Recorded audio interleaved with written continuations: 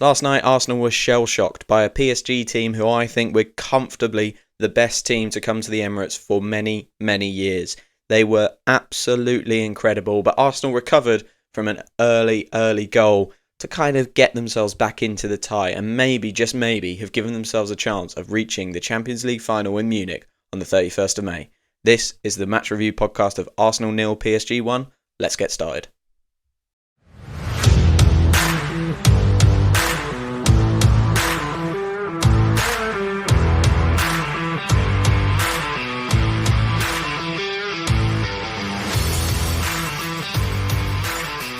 Hello and welcome back to another episode of Arsenal Unfiltered, your 3 times a week dose of Arsenal coverage with me, your host Mark. Wherever you are in the world, I hope you are really well. Here in the UK, it is 6:44 the morning after Arsenal lost 1-0 to PSG. What a game. Let's start there. If you were a neutral, that would have been very interesting, very exciting.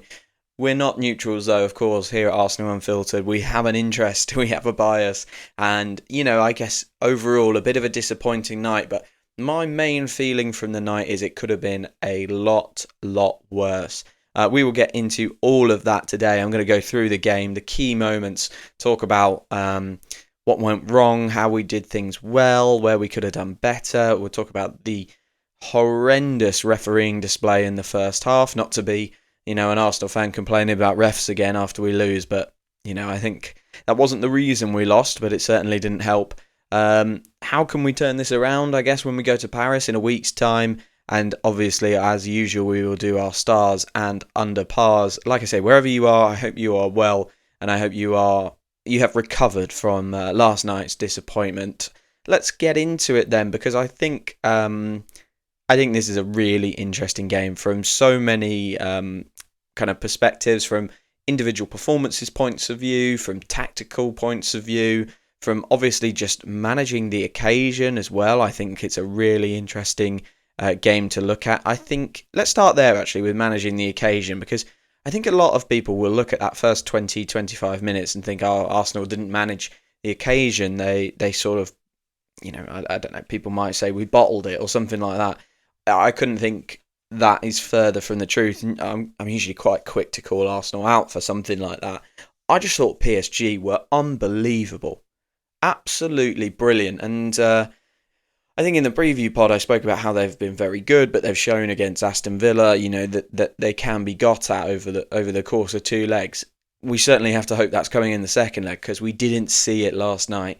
Even where I thought they could be exposed in behind Hakimi, and through the middle in the kind of lightweight midfield, I don't think that did not come true in any way, shape or form. Like Martinelli, yes, he beat Hakimi on the one-on-one a couple of times, but it wasn't like Hakimi was leaving huge gaps in behind for us to exploit. It was more Martinelli showed his quality in one-on-ones as opposed to, wow, he's got a whole field to run into. And Vitinha, Fabian Ruiz and João Neves really did prove. I don't know if it was that Thomas Partey wasn't there, so Rice was at the 6, but they really proved they can scrap it with anyone. I thought they were absolutely brilliant, and probably naively I said we can get at them there, we can overload that midfield and beat them physically in that spot. We didn't, not even a little bit. So credit to PSG. I thought their kind of first 25 minutes in general was superb. I'll come on to that, but let's start obviously with the goal.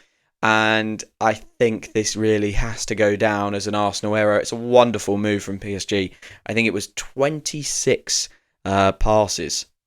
26 passes leading up to this goal. It really was very pretty, and Kvaratskhelia was at the heart of it. Obviously, it goes down as a goal for Dembele, and look, he was wonderful the whole game. We will, of course, talk a little bit more about him, but they're working it down the right-hand side. It comes round and round, basically, and ends up with Dembele, who feeds a great ball out to Kvaratskhelia, and unfortunately, I think this is where we get it wrong. For me, Dembele's carried the ball a long way and provides a good pass to Kvaratskhelia, but I think the positioning is very, very wrong from Timber to start with. He tucks in to create a kind of overload with Saliba to prevent the inside ball. But I don't think he needed to do that. He tucked in really aggressively to create that 2-on-1 and left Kvaratskhelia probably 10 to 15 yards of space. And, that guy is a serious player and you want to keep him as far away from the goal as possible. So he obviously gets the ball and he's got that room to run into. The next mistake is from Declan Rice, unfortunately. And just to be clear, I thought actually after this moment, both Declan Rice and Jurrien Timber had quite good games. But they just got this all wrong.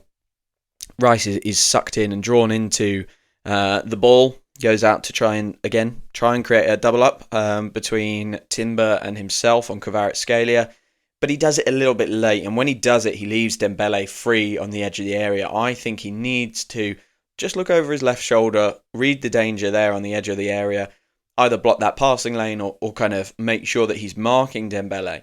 Because actually he's playing in the right of a double pivot. That's kind of how we set up in this game. Ødegaard was still forward, but Marino was asked to do a double pivot role with Rice and then get forward when he could. So if Rice is on the right-hand side of the double pivot, I don't know if he feels he needs to go and double up. I don't know if there was an instruction, like teams do against us, to double up on their wingers. And I wonder if Rice is just a bit confused as to where he's supposed to stand. And I do think, unfortunately, the absence of Thomas Partey is a bit of a kind of steer in this goal because, they did say this on commentary, but because actually the midfield shuffle and how even Rice being in a double pivot rather than just a 6 on his own, I don't think he's quite sure where to stand.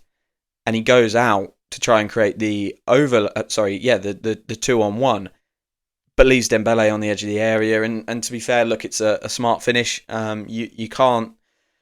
You can't say they didn't deserve it. They started very, very brightly, and that continued for the first 25 minutes. I think the thing they did tactically, which was really interesting in that first 25 minutes, and I've not seen anyone do to us for a very, very long time, is they went really short and sharp with their passing. So whenever we pressed, they made sure that the distances between their players were absolutely tiny, and they were able to just pop it round. It reminded me of when Manchester City were in their pomp and they would keep very, very small distances between their centre-backs and Rodri, and they could just pop it round presses with consummate ease. One thing that I think we have been very, very good at is picking the side of teams to press on, picking when to press. But actually, these guys were so compact. We were trying to figure that out by the looks of it to me, trying to figure out, okay, are we going to press them over to the side? Are we going to press now? And they could go both ways because they were so compact, and they made the pitch, weirdly, I think, but they made the pitch small in the centre. So they had these really tight triangles, but they kept the wingers super wide. So they could pop it around, the first phase of the press and then go, okay, cool, we've done that. I'm just going to swing it out wide. And Arsenal were then all of a sudden on the back foot, but also confused as to, okay, should we be falling back into the low block here or the mid block or whatever, or should we be carrying on pressing because our first phase of the press hasn't worked? Really interesting tactically, and I think it took us a long time to get used to that. Dembele was dropping in with Kvaratskhelia and Doué staying high, and then the fullbacks were getting very high as well to create wide overloads again. And again, this is why Arsenal, I think, were a bit confused. The first phase of the press wasn't working because they were doing this short, sharp passing around us. And then when they went out wide, they had numbers, really quite a lot of numbers. And I think Arsenal really didn't cope with the positional changes. They didn't cope with the fluidity of PSG. Look, I just think, you could criticise Arsenal till the cows come home. I really do think PSG were just excellent and nothing went wrong, it felt like, in that first 25 minutes for them. Every pass came off. Every pass was pacey, slick. Even when we did get a press right, they went over it and they went over it effectively. Because even if they didn't win that first ball, they were on the second ball. And I think the midfielders for PSG really deserve a ton of credit. They were nasty on the night. Not in, the way that Porto were last year, but nasty in the sense that they got around you, were fair and competitive, and were just brilliant with the ball. Absolutely brilliant. So fair play to PSG, but we did start winning some duels around half an hour, 25 minutes, half an hour in. We just started to turn that tide. And look, one thing Arsenal have done so brilliantly under Mikel Arteta, and Mikel Arteta has changed this within the club, is we've always been able now to stand up and be counted in big games. We haven't won them all. Look back at Bayern last year. I think we stood up and were counted in that game, and we gave it a really, really solid go. Very, very similar last night here, where this could have got really nasty. Watching the first 25 minutes, we could have been 2-3-0 down very early on, and it could have been a really worrying evening for Arsenal.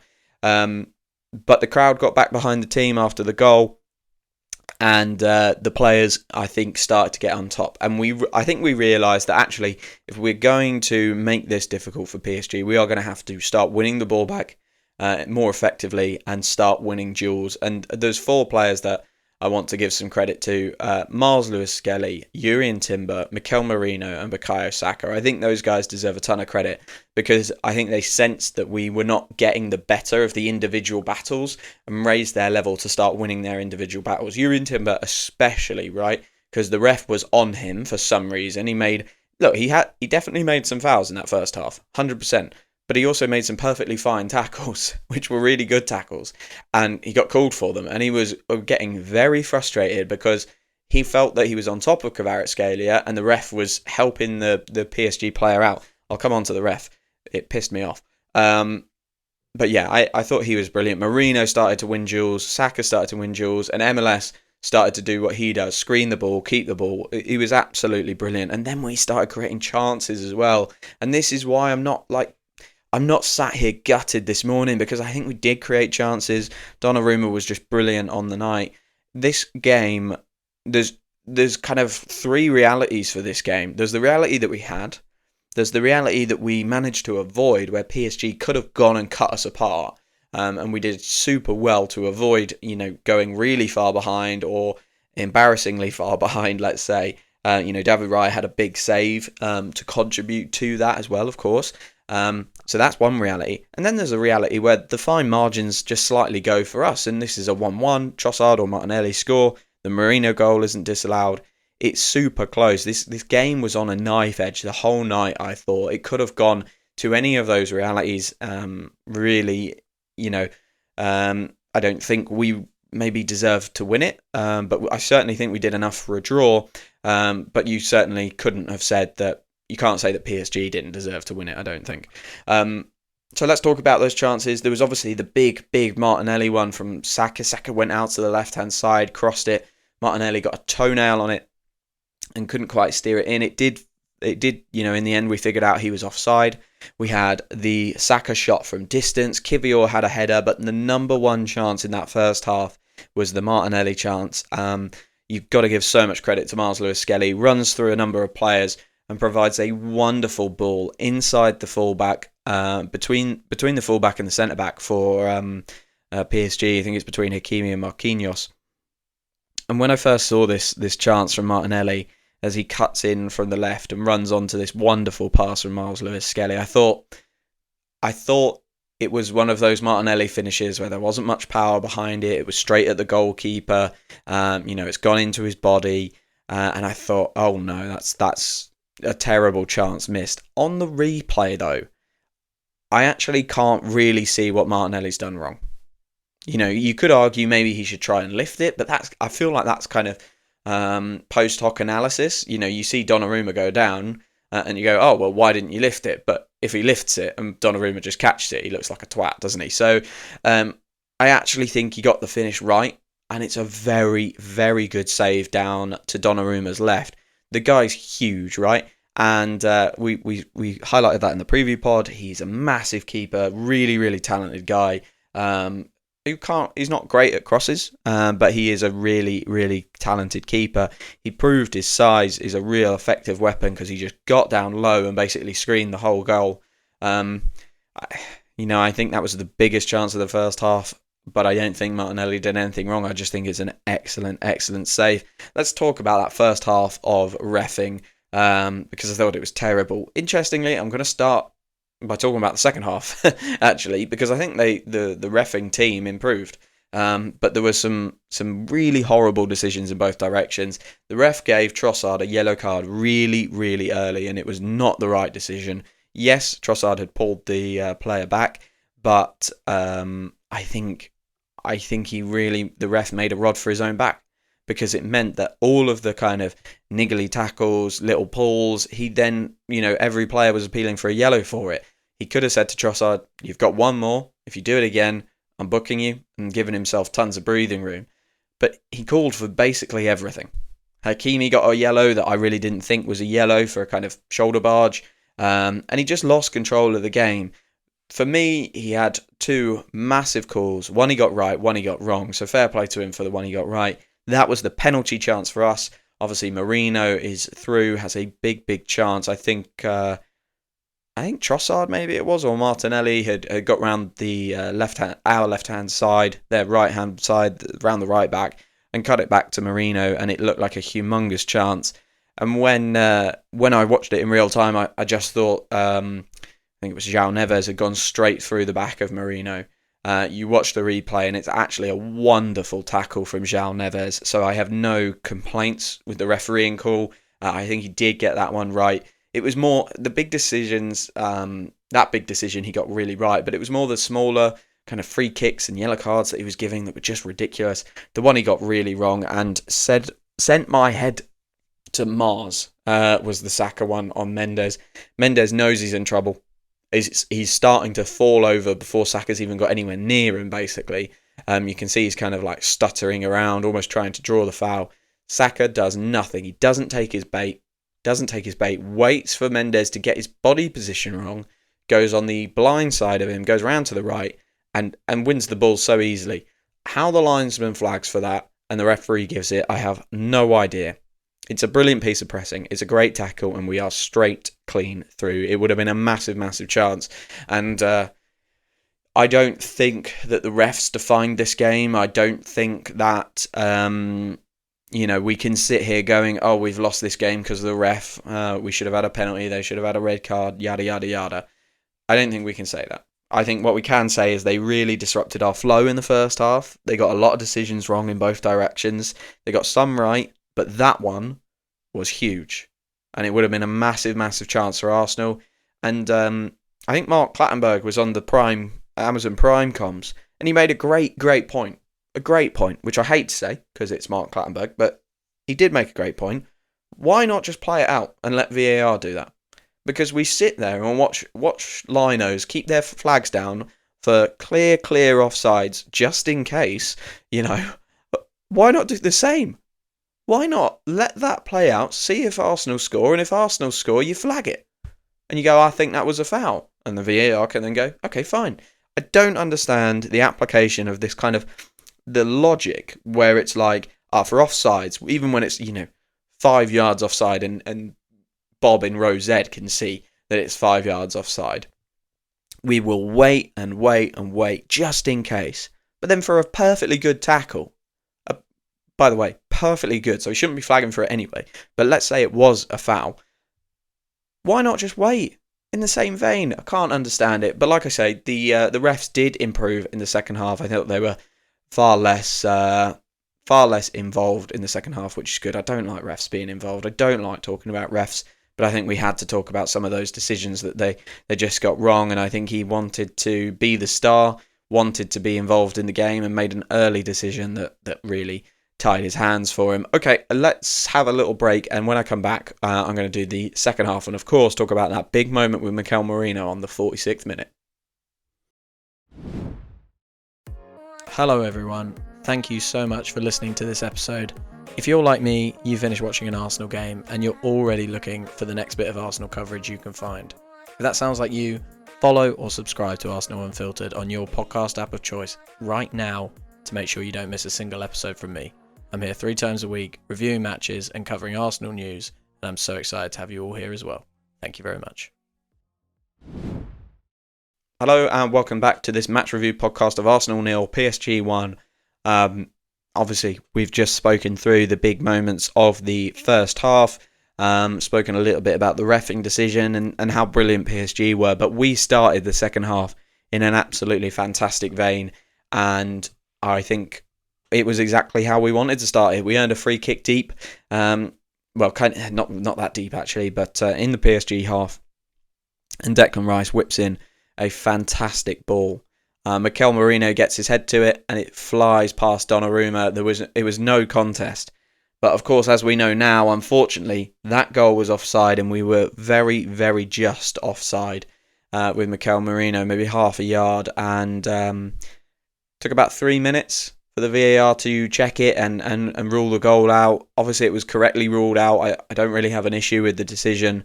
I do just look back on it with a slight tinge of regret, though.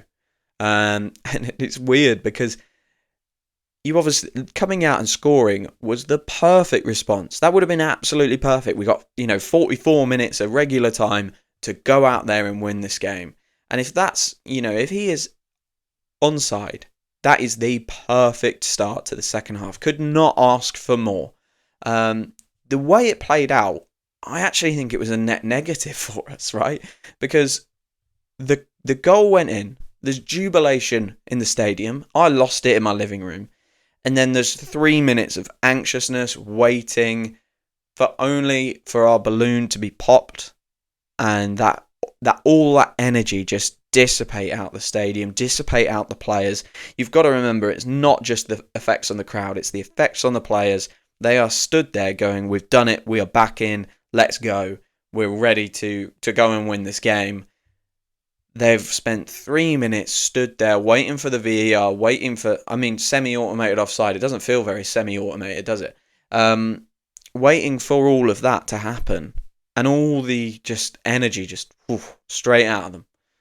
It really, I think, it really took away from what could have been, a raucous build-up through the second half. If it had just gone in a way where we started to exert more and more pressure, I think this second half goes very differently. But the way it played out, it deflated the stadium, deflated the players. You can't criticise anyone for it. I'm not saying, we shouldn't have scored, shouldn't have tried to score. If he's half a yard onside, it's a perfect start. It's unfortunate how it ended up playing out, really. It wasn't our only chance of the second half. Trossard had a really big chance, of course, similar to the Martinelli chance in the first half. That was Miles Lewis-Skelly running from deep, but this time was Rice running from deep. And he plays a really smart ball through to Trossard, and again, Trossard hits it with his left foot. You maybe watch it on first viewing and go, that wasn't very good. That wasn't what we wanted. But actually, on the replay, I'm really not sure what he could have done. It's another just wonderful, wonderful save from Donnarumma. Just really, really good. And it was one of them again where I really thought, okay, doing quite well there. I think we can potentially have a really good go. But, I'm gutted thinking about it. It's a big, big chance. But one thing that I thought was really interesting in the second half was how much joy we got from running through PSG. We tried to kind of pass around them in the first half, but clearly there'd been an instruction or a note from the coaching side to just run through them. Run through them. You won't get tackled. You can get past these guys. And William Saliba and Declan Rice picked that up with a really good attitude and went for it. William Saliba, 35 carries. Declan Rice, 30 carries. I think another player to look at, even though he's really low on the carry numbers, he's actually the lowest number of carries of any player that started was Miles Lewis-Skelly, but he just does it at the right time. And he did two really good carries, one for the chance in the first half and one deep into the second half that I thought was really, really impressive. So, I think the players realised what they needed to do, realised they needed to go through PSG rather than round them, and I thought we got a little bit of joy out of that. We obviously created the chances in that way. But apart from that, we didn't create too much more in terms of really, really significant chances, and of course PSG very nearly doubled their lead at the end, both with Barcola after a fantastic, intricate move down our left-hand side, their right. again, it's one of those where I think you could pick it apart all day, looking at Arsenal defenders and not winning tackles, not winning duels, but PSG are moving the ball so quickly at that point and they're living on the edge but barely misplacing a pass in that move, and it ends up with Barcola. He drags it wide, thankfully, and of course there was the weird moment where a long ball came in from PSG, and I think the whole of the Arsenal defence is convinced Gonzalo Ramos is offside. I'm not sure he is, and he ends up hitting the bar. That is a massive chance. If he is offside, of course, that's fine, but it's very, very tight on the replays, and I think we really dodged a bullet of embarrassment there. It could have been really, really awkward, but the game sort of fizzled out from that point. Look, I think after the first 20-25 minutes, 1-0 actually turned out to be not too bad, which is going to be a strange thing to say, but we are still in this tie. It is half-time.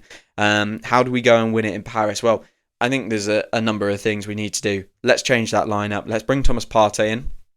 It was very clear to me that we missed, one, Partey in build-up and Partey in controlling the game. There was a specific moment, I can't remember whether it was first half or second half, where Declan Rice came in to get the ball. Dembele was on the left of him, kind of looking at Saliba, in between him and Saliba. And maybe Doué, I think Doué, was on the right of him, looking at Kivior, in between him and Kivior. And I just thought, if that's Thomas Partey, he spins out there on the half turn, and we are progressing the ball up the pitch, and he's taken 2 or 3 PSG players out of the game.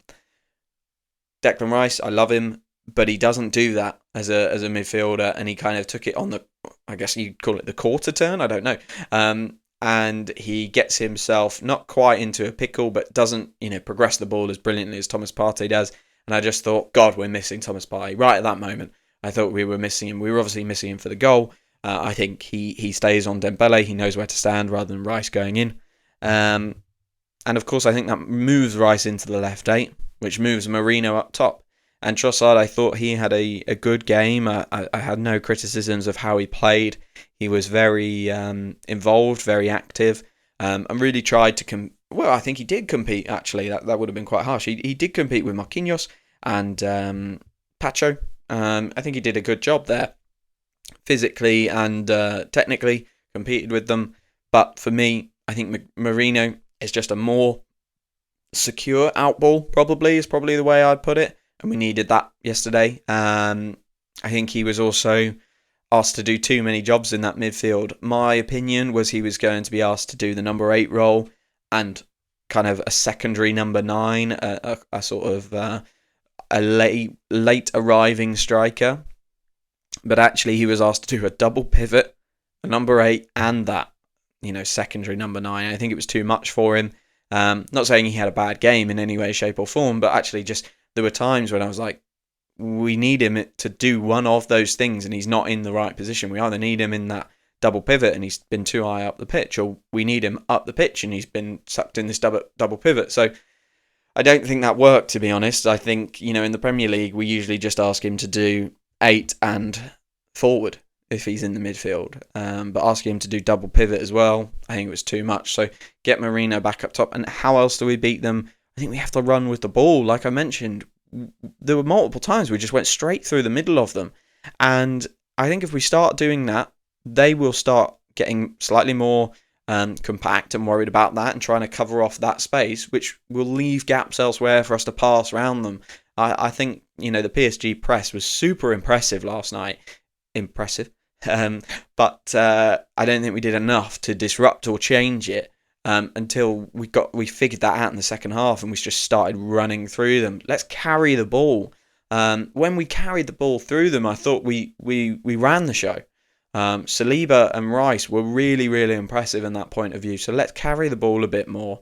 I think that will get them turning around towards their own goal.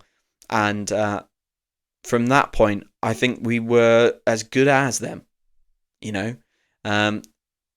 Defensively, I have to admit, I'm not too sure what you do to stop them. I'm really not, because they were so impressive with the ball. I wonder, is it possible for them to be so efficient with the ball again? I don't know. Because it felt like, especially for the first 20-25 minutes, it felt like every pass came off. It really did. I mean, I'm just trying to pull up some of their completion rates. I mean, Vitinha 96.2%, Marquinhos 96.1%, Pacho 95.9%, Fabian Ruiz 90.5%. They completed 85% of their passes. I thought it was an incredible passing display from them. I actually don't know what we did. 81.5. So yeah, big difference. Big difference from their point of view. They were really, really good. Really good. Everything felt like it came off for them. Can they do that again? I don't know. I really don't know. Let's see. If they can do it again, they will be very, very worthy. They'll be very, very worthy Champions League finalists. I'll tell you that for sure.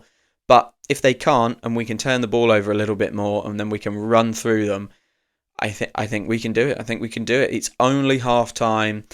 We've proven in the Bernabeu that we are not afraid of big away days. We can go to big stadiums and win games. So let's see. Let's see whether we can do it. The Bernabeu is much, much more imposing than the Parc des Princes. I've been to the Parc des Princes. Yes, it gets noisy. Yes, it's loud. But actually, there's a fair distance from the pitch to the stands. It's not quite as imposing. Arsenal fans might be able to kind of block out some of the kind of impact of the PSG fans. We have a wonderful away support travelling group. They could make a lot of noise. Let's see. I think to win it, we are going to need to be superb. But I wouldn't put it past this Arsenal team. Let's do stars and underpars to finish. And my first star is Miles Lewis-Skelly. 18 years old. This kid is still 18 years old. And we've now seen him in a Champions League quarter-final and a Champions League semi-final. And in both of those, all three of those games, I should say, he stood up so well. 100% passing rate last night. 3 progressive passes, 1 progressive carry. I thought of all of the PSG front three, the Doué when he was on the right looked the least dangerous. And of course, when Kvaratskhelia went out there, I think he had less threat as well. Obviously, Miles Lewis-Skelly protected by Martinelli, who's superb defensively. I get that, but I thought Miles Lewis-Skelly was brilliant and created the best chance of the night, the Martinelli chance. A really impressive display from such a young man, and he continues to blow my mind. If I'm Riccardo Calafiori, I'm thinking, how do I ever get back in this team? It would be a real worry if I was him, and he might actually be looking, can I get in at left centre-back and take some minutes off Gabriel with Gabriel's injury, and we don't really know how long it'll take for him to recover. So, there might be that might be a route back in for him, but I thought Miles Lewis-Skelly was brilliant. A couple of shout-outs I want to make as well. Rice and Timber, I think they were good after the goal. They had six tackles and interceptions for Rice, 4 tackles and interceptions for Timber. Both started to really take responsibility after the goal. Were happy to take the ball in difficult scenarios. They were very good. I just don't think I could give them a star when they are, I think, personally, at fault for that first goal. They got that wrong. And I thought Nwaneri was really good when he came on as well. He got 5 minutes. I thought in 5 minutes, I've noticed you more than I noticed Martin Ødegaard in 85. So fair play to him. He had a couple of nice moments. And there was a moment where if it bounced slightly different for him, I thought, oh, we've got the classic Nwaneri goal coming now. But it just got a little bit behind his body and ended up passing to Martinelli towards the end. I've just mentioned him there. My under par for this game is Martin Ødegaard. Oh, man, I don't know what to do about this one because I go backwards and forwards on him.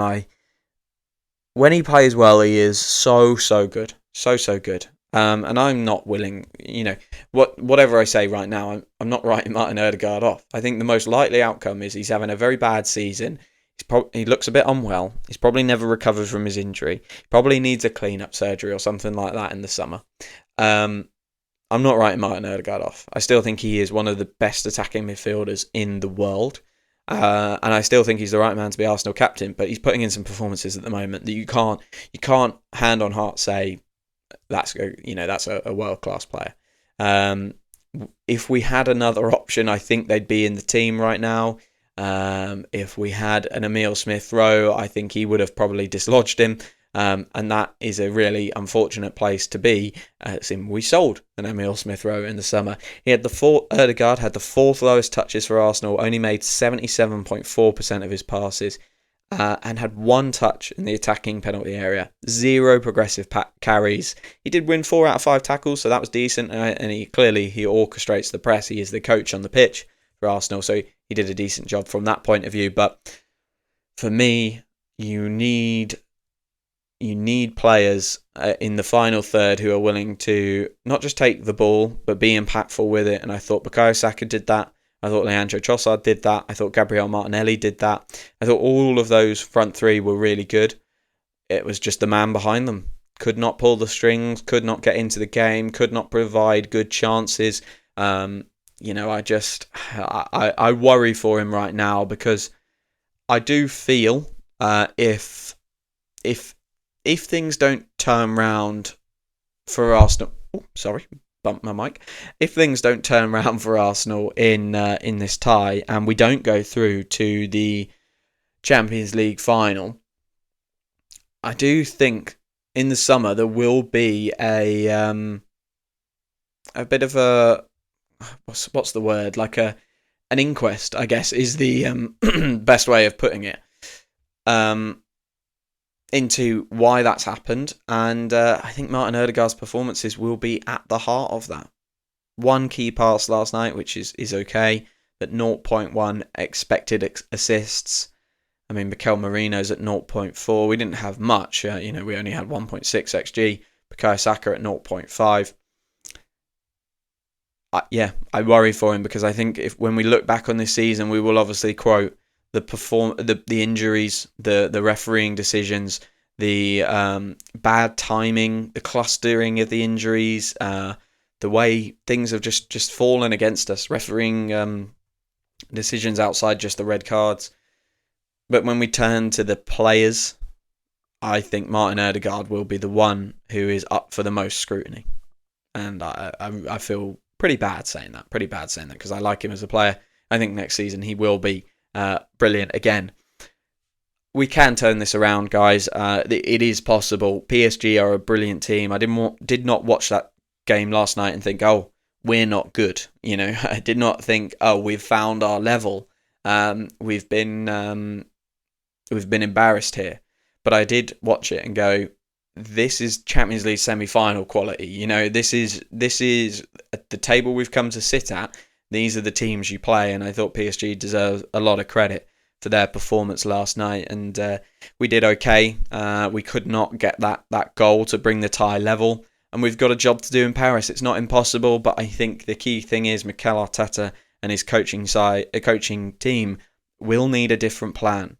They will need something different to bring something to Paris that PSG aren't expecting, and to shell-shock them in the way that they shell-shocked us last night. It was a brilliant performance from PSG. And I remain hopeful. We obviously have the Bournemouth game this weekend. There will be a preview podcast and a review podcast for that. And then, of course, on Tuesday next week, we will preview the second leg of this game. Hopefully, we will get 3 points against Bournemouth, although I would be very happy to see us rotate heavily in that game. Let's start Wanyeri. Let's start Zinchenko. Let's start Ben White. Let's start everyone. Start Neto, for all I care. And I'm not the kind of person who says that often. Obviously, you can't not start any of the players who need to start against PSG, because we still have to finish second, and we don't have enough players to rotate everyone. So I think let's get through that game, and then our season will hinge on a night in Paris. And we've had nights in Paris, thinking about 2006, that didn't go our way. Maybe we deserve one. Maybe we deserve one this time. I'm going to leave it there, guys. Like I said in the middle, if you enjoyed this podcast or you enjoyed any episode of Arsenal Unfiltered, please consider leaving a review wherever you get your podcasts from. A 5-star review goes a really, really long way to help me grow this podcast, make sure it's reaching as many people as possible, and helps me keep bringing you content 3 times a week. But for now, all that's left to say is thank you so much for listening. Thank you so much for following, and I will speak to you very, very soon.